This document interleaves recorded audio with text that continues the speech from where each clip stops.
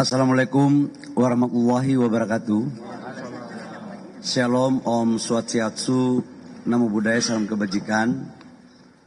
Pak Ketua Dewan Pembina yang saya hormati dan seluruh teman-teman media, saya harus sampaikan bahwa hari ini DPP Golkar itu pengurusnya baru 9 orang.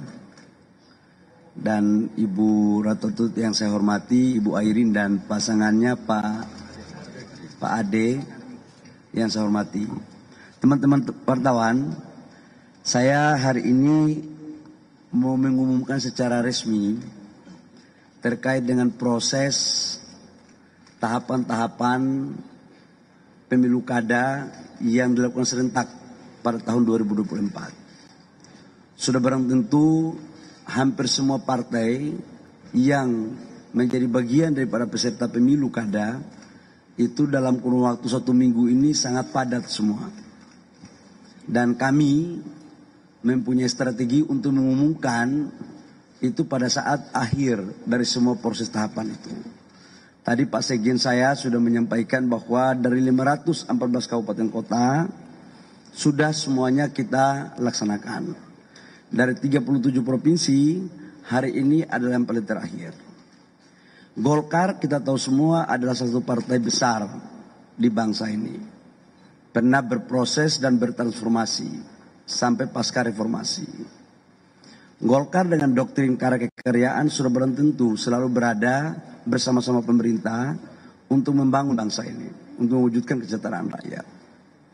Dan dalam pergaulannya dengan partai-partai politik lain pun sangat elegan.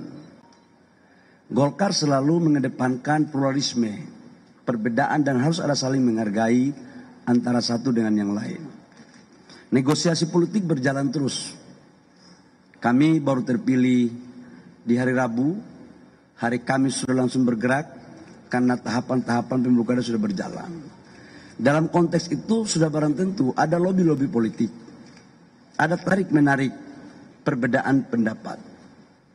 Dan hari ini kami akan mengumumkan salah satu kader terbaik Partai Golkar, yaitu untuk Provinsi Banten, yang pasti teman-teman tunggu-tunggu dari kemarin-kemarin.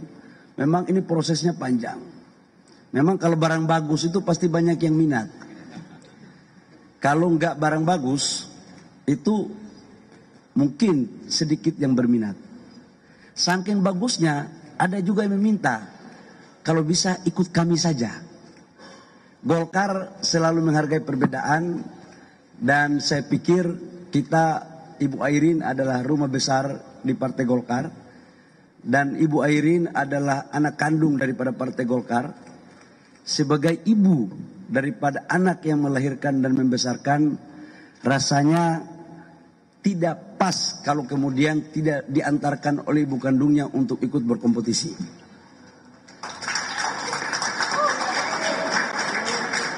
Dalam kerangka itulah kemudian saya juga menyampaikan pasangannya ini adalah dari PDIP, Pak Ade Sumardi. Ini menunjukkan bahwa Golkar sangat terbuka. Golkar sangat inklusif.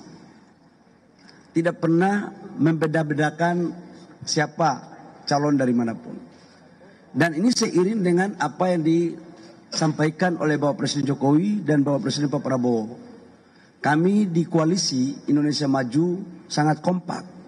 Dan Pak Prabowo dalam beberapa kesempatan menyampaikan, menyerahkan semuanya kepada partai-partai koalisi untuk menentukan sikap politiknya.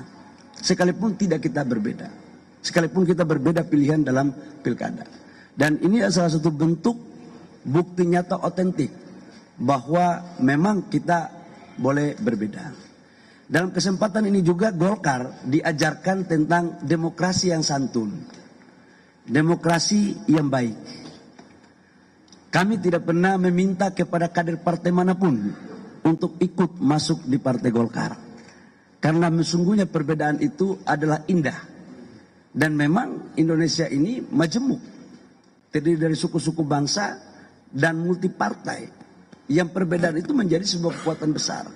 Karena itu Pak Ade Sumardi, Ketua PDIP, jangan khawatir kami tidak akan minta untuk menukar warna baju untuk baju kuning. Bapak tetap kami bangga dengan baju merah saja. Itu.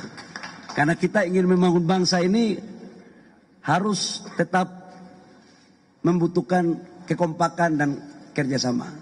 Dan kami juga dalam proses pengkaderan Golkar tidak pernah juga untuk kemudian saling menyatakan warna ini yang bagus atau warna ini yang tidak bagus. Kita tetap menghargai. Karena itu saya menyampaikan kepada seluruh masyarakat dimanapun berada bahwa hari ini Partai Golkar menyerahkan B1 KWK kepada pasangan calon gubernur Provinsi Banten yaitu Ibu Airin dari Partai Golkar dan pasangannya wakil gubernur yaitu Pak Ade Sumardi. Semoga calon ini akan membawa perubahan besar bagi pembangunan Provinsi Banten dan sekaligus untuk memberikan suatu pembelajaran politik yang baik bahwa perbedaan pandangan politik itu sesungguhnya tidak diharamkan, tetapi setiap perbedaan saya mempunyai keyakinan ada sebuah jalan tengah dengan satu tujuan, yaitu untuk kesejahteraan rakyat, bangsa dan negara. Dan itulah cita-cita perjuangan daripada Partai Golongan Karya. Terima kasih. Sebelum saya serahkan, ada yang mau tanya, saya persilakan. Selamat pagi Pak, saya Teddy dari CNN Indonesia TV.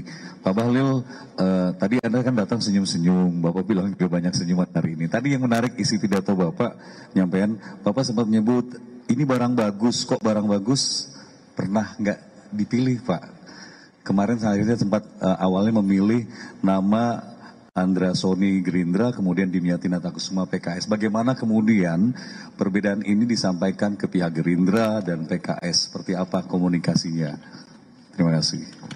Yang pertama, saya ingin menyampaikan bahwa politik itu kan dinamis.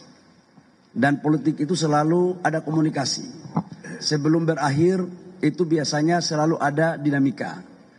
Dan koalisi Indonesia Maju, partai-partai sangat kompak semua. Dan hubungan kita baik-baik saja.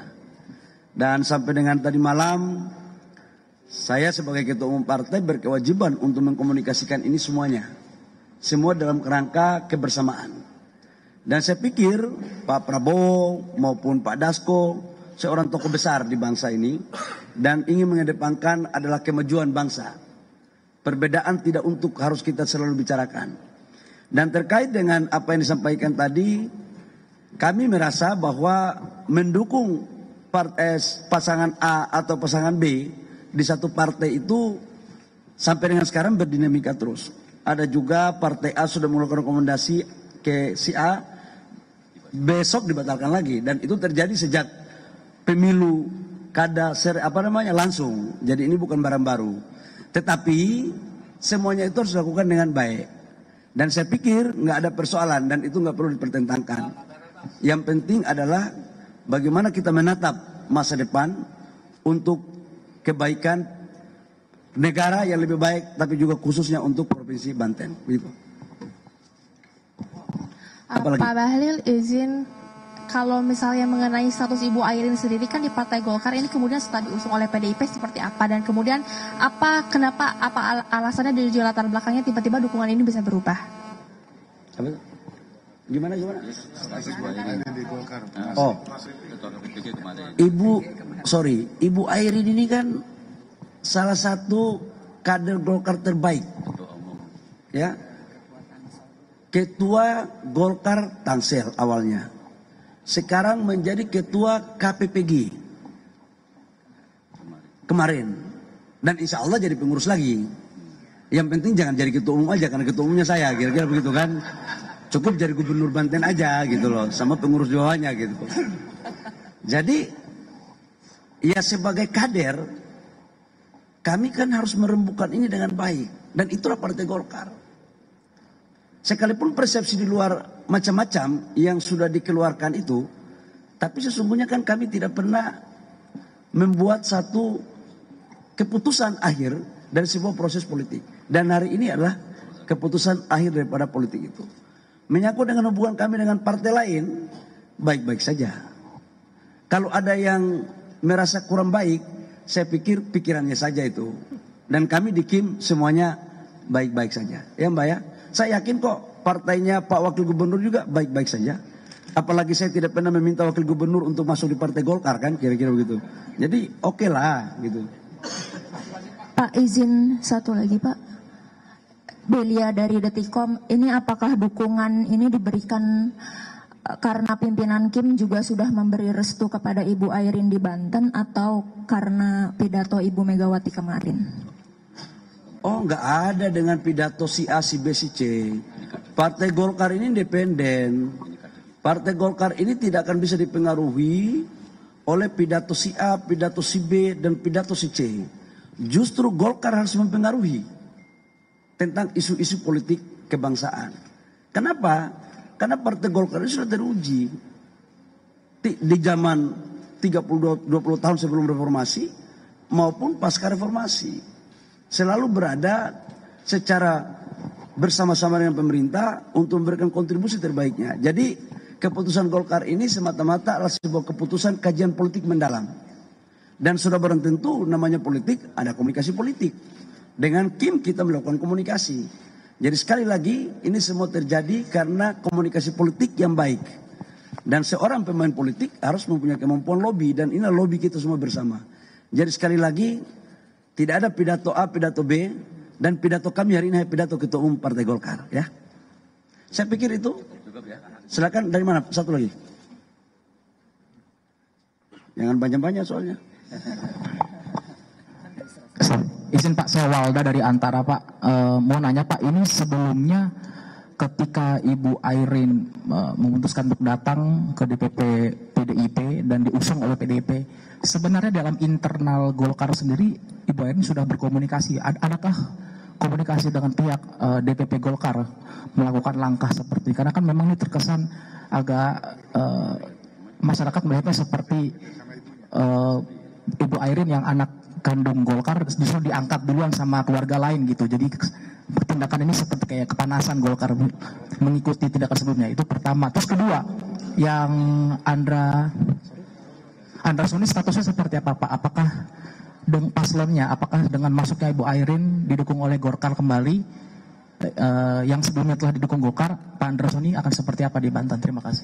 Yang pertama, Ibu Airin waktu didukung, ini kan pasangannya dengan PDIP. Jadi pasti kami bicarakan dan saya intens komunikasi sama Ibu Airin. Dan seizin kami. Kenapa harus ada larangan? Tidak boleh ada partai politik yang melarang. Toh pasangannya kan PDIP. Jadi sah-sah saja. Nggak ada sesuatu yang luar biasa. Yang kedua, hari ini Ibu Airin ke DPP Partai Golkar karena memang kita akan memberikan rekomendasi. Jadi nggak ada juga yang keliru di situ. Nggak ada yang merasa kebakaran-kebakaran. Oh, mendukung kadernya sendiri kok ada kebakaran sih? Dari mana cerita itu? Jangan berhalusinasi lah. Biarkanlah yang terbakar itu yang merasa terbakar. Kami adem-adem saja. Justru kalau yang tidak adem datang ke Beringin, kita buat adem semuanya. Ya, baik. Terima kasih. Ya, iya. Ya. Sudah. Ya. Baik, kita setelah ini kita serahkan model B persetujuan partai politik untuk Bu Airin dan Pak Ade Sumardi. Kami persilakan.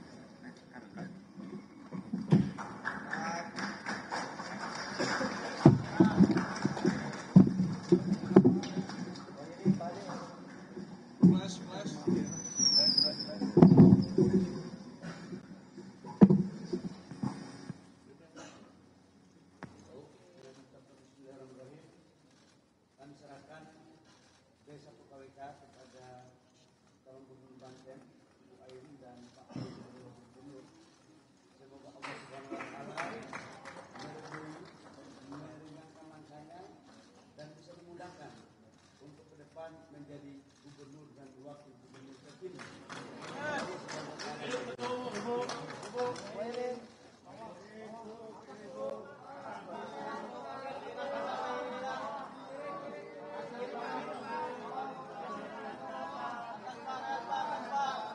Wairin Pak ada tengah Pak, Wairin Pak Bali tengah Pak, tengah Pak.